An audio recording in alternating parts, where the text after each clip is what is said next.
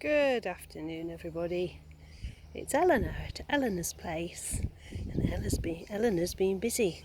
I'm away next week, so I've had to come down. Today's Saturday. I'm away from tomorrow afternoon, so I've been strimming the first half of the plot. I've not quite finished it because that cross path there and one further down. I ran out of battery power, so they didn't get done. And normally what I do is I do half the plot one week and the other half the other, so that I'm not spending all my time cutting grass.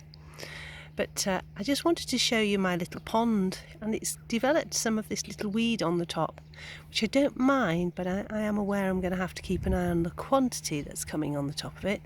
But it makes it look quite naturalised, doesn't it? And the little, I think it's a sedum actually, the little sedum at the front there is in full flower at the minute. It's looking beautiful. I'm very pleased with that. That's a piece I moved from the other plot. And what a lovely choice it was. It's come on great. Really nice, really nice. Very pleased with my weed. Not all weeds are nice weeds, but that one's okay. I will accept that one. And the London Pride, as you can see here and over there, with the grass growing in the middle of it. They're actually starting to go over now, but they've been lovely. Anyway, so this little corner is actually starting to look quite nice. There's even a few flowers on the sweet pea over there, just starting to clamber up the arch. Oh dear, I've got an itchy nose. Oh, you didn't really need to know that because you wouldn't have known anyway, but hey ho. Yeah, so I've been trying to keep it tidy, because ultimately when you're not here, and then if you don't do it before you go away, and then when you come back it feels like there's an enormous monster going munch, and there's loads to do. Well, that's how I feel anyway, so if you don't feel like that, please excuse me, that's how I feel. And you just feel like you're so overwhelmed with it, it's horrendous. So here is my evidence that it does look alright at the moment, and when I come back I can say to myself, well, I can look back on this little video and I know it looked okay. As I say, the other half of the plot hasn't been done yet, but let me show you. I've been picking some strawberries today. We're having them for dinner, after dinner tonight. Nice little punnet of strawberries, lovely. Right, come on round, I'll give you a quick show. We are getting some little uchikikuris now. There's one down there, and this one's starting to trail away and do its thing. And I am very pleased to report that one over there, which got munched by the slugs when I first put it in, is coming back. And the butternut squash over there is settling down nicely. They're always a bit slower, I find, butternut squash. They don't grow as fast as the other squashes and the courgettes. But he's doing his thing and I'm happy with him. I think the cold, wet weather earlier in the year has really delayed this Rudbeckia, but it is starting to come into its own now. But let me just show you the sweet peas, because I'm really pleased with these. I've only got a couple on them, please don't get too excited, but the colours of those flowers, let me show you these over here. They're lovely, aren't they? Aren't they gorgeous? Such rich colours. I'm so pleased with them. This buddleia here that I grew from a tiny little piece that I found under a bush at my mum's house, last year was covered in butterflies. There must have been 100 butterflies sitting on it. No exaggeration, masses of them. So I'm hoping that we're going to see some in the next month or so. Yeah, I love the look of it down there. I think it's really starting to look quite nice. I know I'm not here to grow flowers, I'm here to grow veg. Mind you, there are some people, isn't there, that do grow flowers on their allotments. But my main focus, I've got to be honest, is veg. But I like my flowers. So I have gone back over this bed here. And the cosmos have just sprung away, which is great because the slugs don't have much of an effect on them. Zinnias beyond are a little slower, but nevertheless they're coming. And I'm now starting to see quite visible patches of mallow, which, as I've already said, I'm going to gather them together, and I think I'm going to put some over here at this side. It'll sort of balance out because I have a lavender at this side, and then I thought, well, maybe put some mallow over here. So come on down here and let me show you. Oh, yes, I'm getting some little courgettes now. Now you know what this means, don't you? I'm away for a week. By the time I get back, they'll be like zeppelins. Oh dear. And I do like them, but not when they get like zeppelins. I am very pleased to report that the sweet corn seems to have settled down. It's chunking up nicely, and it's not looking anywhere near as anemic as it was doing. So panic off. That's all right.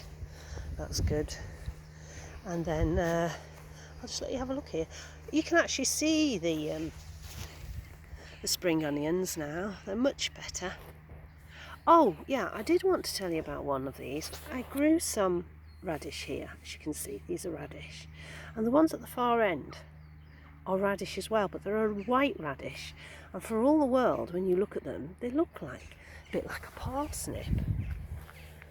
And I pulled one up the other day, and it looked like a mini parsnip, but it was definitely a radish because I tasted it, and it was really nice. You know, it's nice to have a bit of red and a bit of white in your salad, but they do look very parsnip-like when they're growing. I'm very pleased to report, yet again, another very pleased to report, that these beetroot, that when I put them in looked as dead as doornails, have done what I thought they'd do, and they've produced new top growth. So there's my follow-on crop of beetroot. My other ones over there in that bed there, they're actually coming up nicely now. They're about 1.5 inches across. They're nearly ready for up, to be honest. And then my celery, well, I'm very pleased with my celery. It's looking really lush, and I know those stems are going to be absolutely beautiful in soups and stews and things, so I'm really looking forward to those. And here I've put in my fennel. Now I know you're not meant to put them in bunches, but I don't trust them to all grow, so I thought, well, I'll see how they get on. They're all slug pelleted to save them, but they're getting on nicely, and I'll see how they get on, and then I'll sort of thin them out. Never had fennel before, but I believe it's nice with fish, isn't it? And then there's just a couple of little lettuce over here, which are still doing all right, actually. Nothing's found it yet. Shh, nobody's found them. The beans started off very yellow. Something had a little munch at it, but gradually, as you go higher up, the leaves freshen up, and they're definitely starting to look more the way you want them to look. So they've really romped away in the last week, I would think, really. And they're doing all right. There's even a couple of marigold flowers, look. One there, one over there. Yeah, and even these onions here are really starting to strengthen up now, because these should be quite big onions if we keep them watered.